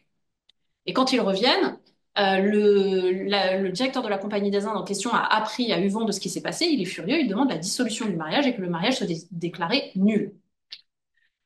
Et donc, il en revient aux autorités locales de la Nouvelle-Amsterdam de déclarer ce mariage nul et de sanctionner les époux. Les autorités locales de la Nouvelle-Amsterdam vont contre la Compagnie des Indes en disant, si on fait ça, la jeune fille en question devient une jeune fille déshonorée, puisque l'union a été consommée. Et si elle est déshonorée, ça dit quoi de notre société? Parce que c'est une jeune fille d'une bonne famille locale. Et donc, ça voudrait dire qu'on est une société où les jeunes filles de bonne famille peuvent être déshonorées. On n'est pas cette société puisqu'on est, je redis cette expression, une société bien régulée. Et donc, cet impératif-là fait qu'il y a un passage en force de la part des autorités locales pour imposer cette union-là. Donc, le cadre matrimonial permet de voir la structuration, voilà, d'un corps social, mais aussi la structuration d'un projet de société, et d'un projet de société qui est un projet aussi colonial. Ce cadre matrimonial n'est pas que moral, il rend compte dans une large mesure aussi de la participation des femmes aux échanges marchands, point que je n'ai pas le temps de développer, mais que juste pour donner un aperçu très rapide de cette question, alors ça, cette illustration me fascine complètement, c'est qu'il y en a qui ont pris un plan de 1661 de la Nouvelle-Amsterdam et qui ont réussi à essayer de modéliser en 3D à quoi pouvait ressembler la vie. Et je trouve ça assez, assez inventif parce qu'on a peu de représentation de cette société coloniale. Quoi qu'il en soit, une économie qui est bâtie sur des mobilités genrées, je tiens à revenir là-dessus. Les femmes néerlandaises participent activement à l'économie. Ça a longtemps été analysé au prisme du droit néerlandais, qui est un droit romain, qui donne un certain nombre de dispositions pour les femmes. Ça, je l'ai évoqué au départ. Mon argument, c'est que la structuration de l'économie marchande, elle est tributaire du droit, mais elle est aussi tributaire du fait que c'est une économie qui est transatlantique et que l'économie transatlantique repose sur des réseaux de confiance. Alors, ce qui est sympa, c'est qu'en anglais, réseau de confiance, confiance en anglais, c'est credit, donc c'est des réseaux de crédit. Et le crédit, à cette époque-là, il n'a pas le même sens qu'aujourd'hui. Le crédit, c'est vraiment réseau de confiance interpersonnelle. Et quelle est la personne à qui on peut faire le plus confiance, sinon quelqu'un de sa propre famille, sinon une épouse. Et donc, ça se traduit dans la pratique par l'octroi de prérogatives qui peuvent être assez étendues aux épouses dans un contexte portuaire. Et ça, c'est le truc étant que ce qui a fait beaucoup couler d'encre pour la Nouvelle-Néerlande comme étant une spécificité, a été, donc c'est notamment cet ouvrage-là, Women and Property in Colonial New York, a fait aussi coller beaucoup d'encre dans l'historiographie néerlandaise. Là, je vous ai mis deux titres en anglais, mais la plupart de l'historiographie est en néerlandais, mais qui s'intéresse justement à la place des femmes dans les réseaux marchands néerlandais d'une manière générale. Donc on retrouve ces prérogatives du droit dans les sociétés néerlandaises, mais à vrai dire, on les retrouve dans la plupart des villes portuaires, même dans les villes portuaires du Royaume de France, en Angleterre aussi. On a quelque chose qui est assez classique finalement, mais qui est peut-être plus visible encore à Amsterdam parce que c'était l'un des premiers ports européens, sinon mondial, à cette époque-là. Donc, la structuration de l'économie marchande, elle est mixte, elle est bâtie sur ces réseaux de confiance transatlantique, mais elle est aussi bâtie sur autre chose qui est plus spécifiquement coloniale, qui est par des hiérarchies de genre et par des confrontations à des populations autres, peut-être que c'est les femmes européennes ont plus facilement accès aux femmes, notamment autochtones, pour conduire certains types de commerce. Alors là, je vous ai mis quelques références historiographiques qui sont assez intéressantes à ce titre, et notamment cet ouvrage qui porte sur les populations Haudenosaunee iroquoises, où on voit qu'il y a des réseaux marchands entre femmes Haudenosaunee et femmes européennes, des réseaux qui sont féminins en fait, de commerce, qui sont articulés autour de certaines denrées textiles, denrées alimentaires, qui reposent sur un rôle nourricier notamment qui est compris comme tel, mais qui permettent aussi de s'insérer dans la traite des pelleteries parce que c'est par ces réseaux marchands aussi que peuvent passer des réseaux de contrebande aussi, de contrebande des pelleteries. Donc, je suis très allusive là-dessus, c'est vraiment en guise de conclusion, mais juste pour rappeler que euh, on n'est plus vraiment dans l'immigration ici, mais les mobilités sont au cœur de l'insertion des femmes dans les échanges marchands. une insertion qui est à la fois au niveau macro, transatlantique, mais aussi au niveau très local des relations avec les populations autochtones. Donc j'ai mis une femme avec un point d'interrogation parce qu'on n'a pas de portrait de femme marchande à cette époque-là. Donc une femme néerlandaise prise au hasard. Voilà, je vous remercie. C'est bon.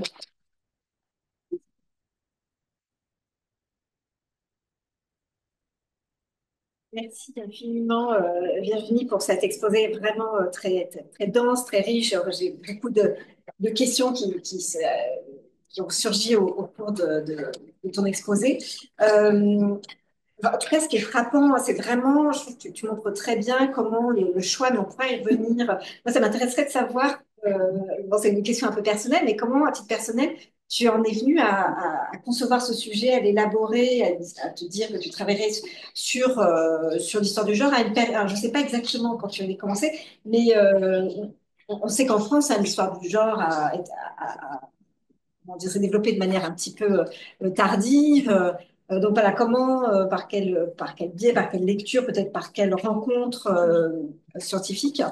Et ce que je voudrais juste aussi noter, on voit à quel point c'est un fil rouge qui permet de lire tout un prisme des sociétés coloniales. Donc effectivement, le volet économique, la question de la moralisation. Et donc ma question aussi, c'est peut-être de l'évangélisation de ces populations, parce que tous ces discours sur l'immoralité des relations, par exemple dans les populations autochtones, est-ce que c'est un moyen aussi de justifier leur évangélisation. Voilà, c'est une question parmi tant d'autres, mais j'ouvre aussi les questions à la salle. Alors, Je commence à voilà, répondre ouais, déjà. Alors, pour faire un premier élément de réponse, alors comment j'en suis venue à ce sujet? Bah, effectivement, j'ai commencé à travailler là-dessus euh, en... à l'époque, on appelait ça un DEA. Voilà. Donc c'était en 2006, 2007, quelque chose comme ça.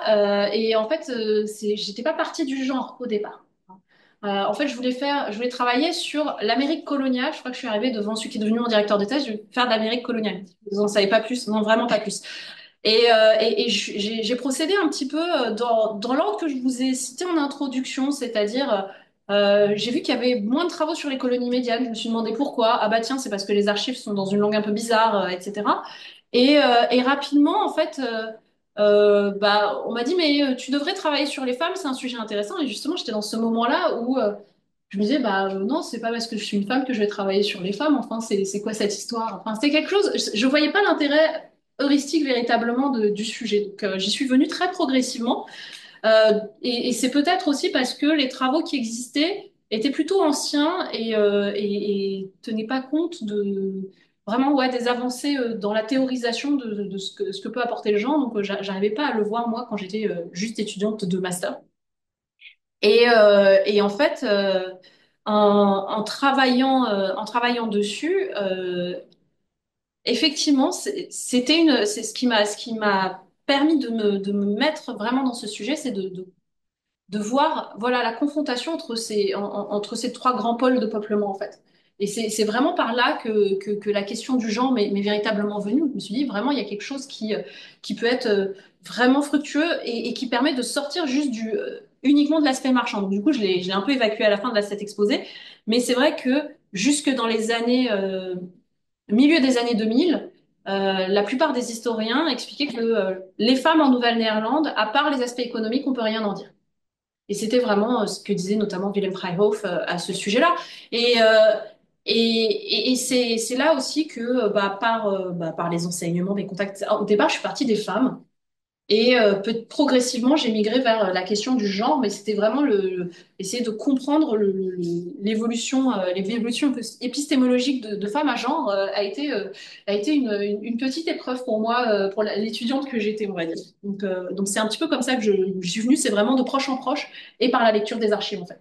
Voilà. Quant à ce fil rouge donc du prisme du colonial, la question de l'évangélisation, c'est une très bonne question parce que c'est un peu le grand absent de ce que j'ai dit là, c'est que les Néerlandais, c'est des marchands, ils veulent pas évangéliser, en tout cas pas à cette date-là, parce que, enfin même les Néerlandais n'évangélisent pas.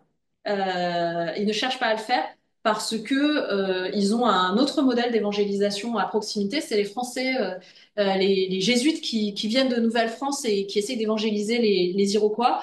Et ça se passe pas toujours très bien. En termes d'évangélisation, surtout, c'est voilà, c'est les Néerlandais qui vont régulièrement porter secours à des Jésuites qui se sont fait capturer et qui sont retenus en otage chez les Mohawks et qui viennent un peu leur porter secours et qui se disent bon. On veut pas faire comme les Français parce que ça risque de nuire à nos relations marchandes. Donc peu d'évangélisation en fait. En tout cas, pas une politique systématique d'évangélisation, ça c'est certain. Et c'est vraiment plutôt au tournant du XVIIIe siècle où on voit une véritable politique d'évangélisation au sein de l'Église réformée néerlandaise, mais alors qu'on est passé sous souveraineté anglaise, et alors que les Anglais, eux, ont une politique d'évangélisation avec la Société de la propagation de la foi, etc. Et donc, il y a plutôt ce jeu d'influence qui joue, mais à l'époque néerlandaise, c'est pas le cas. Question. Est-ce que les pasteurs, quand même, est-ce qu'il y a une forme de consistoire, d'église organisée dès ces années-là, et est-ce que ça joue un rôle dans la domination genrée de la religion, quand même, hein? Alors, les pasteurs, en fait, on a dans un premier temps, on a un seul pasteur, puis deux, un au nord, un au sud. Et en fait, ce qu'on a beaucoup, c'est ce qu'on appelle les sick and trosters. Donc, c'est des curateurs des malades, en quelque sorte. C'est des genres de diacres qui viennent accompagner les pasteurs et qui viennent fournir des formes parfois rudimentaires de messe sur place. Mais il n'y a pas d'église structurée en Nouvelle-Néerlande. Le consistoire se trouve de l'autre côté de l'Atlantique et donc avec une correspondance qui prend beaucoup plus de temps. Le consistoire se trouve vraiment à Amsterdam et donc la référence c'est le synode de Dordrecht et voilà. Donc il y a pas de hiérarchie pyramidale sur place, mais par contre il y a une demande d'un maillage territorial plus soutenu de la part des colons qui demandent à avoir des pasteurs, en fait. Et donc, ça fait que petit à petit, à la fin de la période, on a 6 ou 7 pasteurs sur le territoire colonial, donc on a un maillage beaucoup plus resserré. Donc, il y a vraiment cette demande. Est-ce que ça joue sur les rapports de domination? En tout cas, ça joue sur l'idée de moraliser cette société coloniale. Et en fait, l'octroi de pasteurs et l'envoi de pasteurs obéit clairement à cette demande-là d'avoir cette société bien régulée. Et c'est là-dessus, en fait, voilà, on voit la connivence sur ça entre les autorités civiles et religieuses à ce sujet. Et est-ce qu'il y a une rivalité avec la France, avec les catholiques? Ah Ou oui, pas encore? ah oui. Oui, il y a clairement. En fait, c'est pour ça que je m'amusais de la carte que j'ai montrée au tout début. C'est-à-dire, si vous regardez une carte de la Nouvelle-France englobe à peu près tout le territoire de Nouvelle-Néerlande. Donc, il y a une rivalité avec la France qui est avérée et qui joue, en fait, dans la volonté de peupler aussi. C'est-à-dire, en fait, cette colonisation de peuplement, elle se fait pas ou contre les populations autochtones, elle se fait contre les autres puissances impériales, en fait. La volonté d'ancrer un peuplement familial, c'est qu'en fait, cet espace, notamment en amont de l'Hudson, c'est l'espace des castors, en fait. C'est vraiment une denrée très lucrative, hein. On se rend pas compte aujourd'hui, mais voilà. Et les Français veulent contrôler ce commerce des castors, notamment en envoyant des coureurs de bois. Les Anglais souhaiteraient y accéder par la Nouvelle-Angleterre, n'y parviennent pas parce qu'elle est néerlandais au milieu, et les Néerlandais se disent, bon, faut qu'on stabilise notre peuplement. Et notamment, je montrais sur la carte, la première carte que j'ai montrée, donc je vais remonter un petit peu en arrière, je vais pouvoir le faire, je vais faire comme ça. Il y a une installation qui est un petit peu sur la vallée de la Mohawk qui s'appelle Schenectady, que j'ai évoquée au tout début. Cette installation, tiens, on la voit ici. Ici, les Néerlandais choisissent de s'installer à l'intérieur des terres, un peu plus dans la vallée de la Mohawk, pour justement empêcher les Français de le faire et empêcher les Anglais de le faire. Donc, 3 ans après, les Anglais prennent le contrôle de la colonie dans son ensemble, donc ce projet-là a raté, mais c'est vraiment contre les Français et les relations avec les Français, évidemment, se dégradent à la fin du siècle avec des guerres beaucoup plus agressives. Est-ce qu'il y a d'autres questions? Oui. Merci beaucoup pour cet exposé. Alors, moi, je suis bon, pas du tout historienne, donc voilà, c'est évidemment tout est neuf pour moi, de ce que j'ai entendu. J'ai juste une question. Alors, j'avais aussi envie de demander comment vous étiez arrivé à ce terrain initialement. Et moi, sur l'obstacle de la langue, en fait, est-ce que vous êtes néerlandaise d'origine? Pas du tout. Comment vous avez fait pour apprendre? C'est vrai que vous poser la question aussi. Voilà, c'est une question technique, mais quand même importante. Bon, on peut parfois apprendre une langue pour ses recherches. Est-ce que c'est ce que vous avez fait? Voilà. Il y a une autre question. Il me semble, mais bon, il y a peut-être des choses qui m'ont échappé. Donc, vous parlez de rapport de genre que vous mettez au jour. Alors, vous considérez, enfin, voilà, on a un point de vue principalement masculin, on ne voit que des hommes. Vous n'avez pas parlé, il me semble, de domination de genre. Et, euh, et vu ce que vous avez dit sur la place des femmes dans la société, enfin, ça ressortait pas de ce que vous avez dit là, spécialement. Que ce soit d'ailleurs, alors je sais pas où est-ce que sinon elle se situerait, est-ce que ce serait dans le rapport des colons colonisés, mais même au sein de la société des autochtones, au sein de la société, entre hommes et femmes, voilà, colons. Euh, Parce que voilà, on est au 17e, on est dans cette économie marchande qui n'est pas encore tout à fait capitaliste, enfin voilà. Et, euh, et moi j'ai la perspective sur le genre des historiennes, alors je sais contester, mais qui donne néanmoins des litchis, ou des marchands, etc. Et donc, à quel moment là on est, enfin dans quel régime de genre, pour reprendre l'expression qu'avait employée Naima, mais on est là au 17e par rapport à ce qui sont les rapports capitalistes voilà, classiques. Et enfin, voilà, peut-être quelque chose, c'est des éléments là-dessus qui. Oui. Alors, bon, dans l'ordre, je reviens sur la langue des archives. Elles sont donc en néerlandais. Je suis pas du tout néerlandophone. J'ai fait allemand au lycée. Ouais, ça reste quand même. C'est un peu ce que j'avais dit à mon directeur de thèse. Oh, je fais de l'allemand. Bon, c'est le moment où on est un peu naïf quand on commence. Mais ceci dit, c'était pas si loin de la réalité. C'est-à-dire que le néerlandais moyen, c'est-à-dire le néerlandais du XVIIe siècle, est comme vraiment, enfin, déjà, le néerlandais aujourd'hui est proche de l'allemand, même s'il faut pas trop le dire aux néerlandais, ils sont pas contents. Mais au XVIIe siècle, il est encore plus en fait proche de l'allemand. C'est quand même ce qui donne quand même des facilités pour commencer à apprendre la langue. Alors bon, après j'ai commencé à l'apprendre dans un contexte, c'était genre l'Institut néerlandais qui correspond à peu près à l'Alliance française. Donc on m'apprenait à commander une pizza ou à gérer un site internet, ce qui était moyennement utile dans l'immédiat pour mes archives. Mais ensuite, quand j'étais à New York, par contre, à Columbia, il y avait des cours de néerlandais qui étaient vraiment plus ciblés déjà de la conversation, mais sur aussi de la littérature et surtout j'ai fait des néerlandais moyens vraiment à New York aussi. Donc ça m'a permis de progresser là-dedans. Alors, je le lis sans problème. Je peux pas dire que je le parle parce que vraiment la question de l'accent est pas super simple et surtout en fait quand on va aux Pays-Bas, les Néerlandais ont tendance à répondre immédiatement en anglais, ce qui n'aide pas à se motiver à continuer une conversation en néerlandais. Mais donc voilà, je l'ai appris pour les besoins de la tête. Et pour ce qui est de la question de la domination, justement, alors ça fait écho en fait à un vieux débat historiographique qui a eu dans les années, justement dans les années 1970, au début de l'histoire des femmes et un peu histoire du genre. Sur le terrain colonial, il y a cet article de deux historiennes qui s'appellent Lois Greencore et Lorena Walsh qui fait un article qui s'appelle The Planter's Wife, qui se sont dit bah, justement on n'a rien sur les femmes du Maryland, parce qu'elles travaillent sur le Maryland.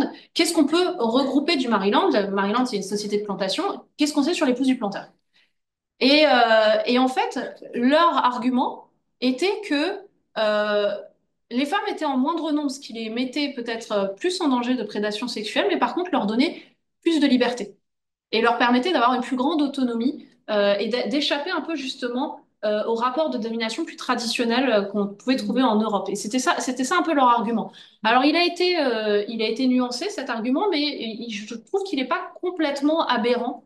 Parce que peut-être moins à cause de la question du faible nombre qu'à cause de la question de la configuration transatlantique qui suppose quand même d'avoir recours à des réseaux de crédit.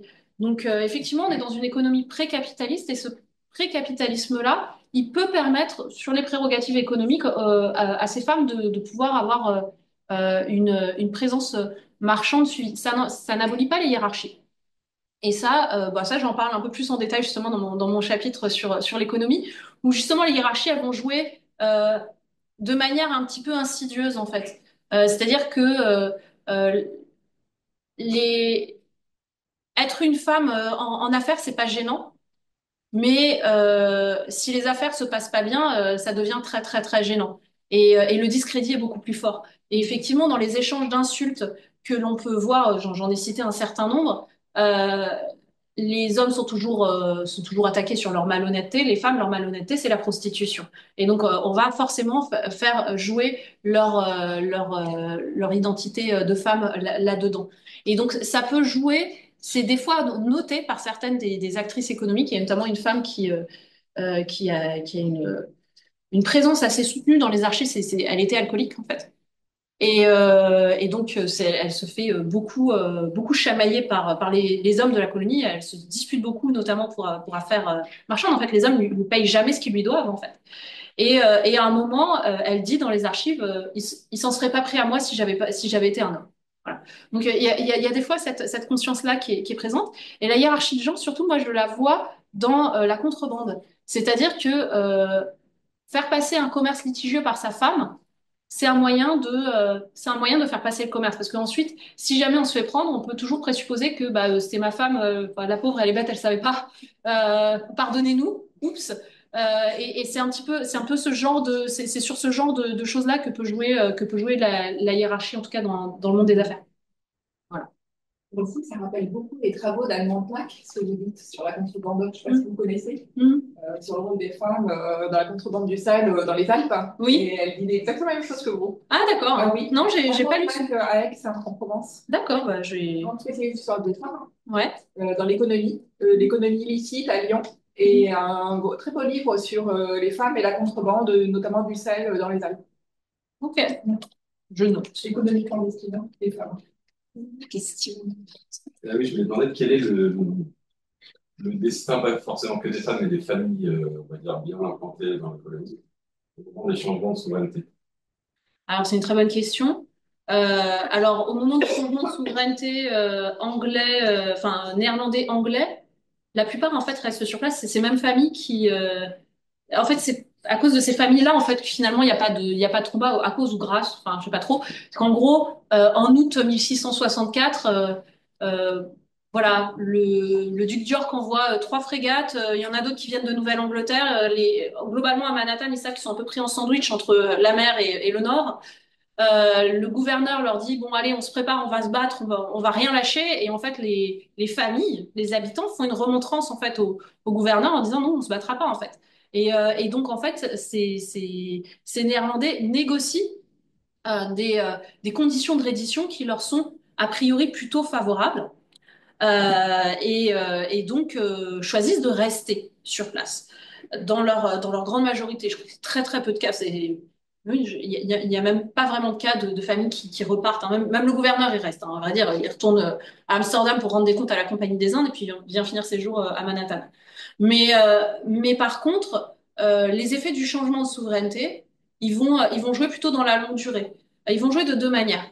La première manière, c'est justement, on parlait de domination, de rapport de domination. Moi, je parlais d'altérité tout à l'heure. Je parlais d'altérité euh, afrodescendante et d'altérité autochtone. On peut en rajouter une troisième, c'est l'altérité néerlandaise. C'est-à-dire que petit à petit, on va voir dans les discours, voilà, les Néerlandais de l'arrière-pays, c'est-à-dire de la vallée de l'Hudson, parce que Manhattan s'anglicise assez rapidement, mais la vallée de l'Hudson reste très néerlandaise et on parle vraiment majoritairement le néerlandais jusqu'au début du 19e siècle, à vrai dire, hein, à ce stade. Mais alors, du coup, ils sont décrits comme des paysans. En fait, on va utiliser le terme boer pour en parler. Donc, boer, B-O-E-R, c'est pour désigner les paysans néerlandais. Et donc, il va y avoir un mépris de classe un petit peu à l'égard de ces populations. Et un des arguments pour le mépris de classe, c'est les femmes. Parce que les femmes marchent pas tête couverte, elles ont des mauvaises manières, elles parlent trop fort, elles sont grossières, etc., etc. Donc, il y a cet aspect-là qui va jouer. Et sinon, il y a un autre élément, c'est évidemment le changement du droit. Se pose alors la question de la réduction des prérogatives marchandes des femmes, notamment parce que bah, certaines provisions du droit qui étaient assez permissives dans le droit néerlandais ne sont plus avérées dans le droit anglais. Le droit anglais, il commence à être vraiment imposé dans les années 1680, donc notamment en termes de droit de succession. C'est-à-dire que en général, quand un homme meurt dans le droit néerlandais, son patrimoine est réparti équitablement entre les hommes et les femmes. Dans le droit anglais, c'est la primogéniture masculine. Donc voilà, ça c'est une première chose qui est observée. La deuxième chose, c'est que la communauté de biens devient le régime de mariage qui est uniforme sur tout le territoire colonial. Donc ça pose des questions. Est-ce que ça va réduire les prérogatives marchandes des femmes? Euh, on observe que les Néerlandais continuent de faire des testaments, en fait. Ils écrivent des testaments réciproques pour contourner justement cette évolution du droit. Et une observation qu'on pourrait faire, c'est que la majorité de toute façon des mariages sous le régime néerlandais étaient des mariages par communauté de biens. Euh, Moi, j'aurais tendance à dire que le vrai changement, il se fait sur effectivement le passage à une économie plus capitaliste, et c'est plutôt ce changement-là sur la durée qui est avéré qu'autre chose. Voilà. Question. Si, je pense qu'on est, oui, on a encore un tout petit peu de temps pour la discussion aussi, si vous souhaitez, mais sinon on peut aussi arrêter là le séminaire et remercier Virginie Madame très chaleureusement et merci aussi à toutes et tous d'être venus cette année. Alors je sais que tout le monde ne vient pas aux mêmes séances, etc. Mais nous sommes en train de préparer le programme de l'année prochaine qui est on trouve déjà très alléchant. Donc, rendez-vous l'an prochain, en octobre, fin octobre, si vous voulez bien, comme le la consacrée. Merci beaucoup.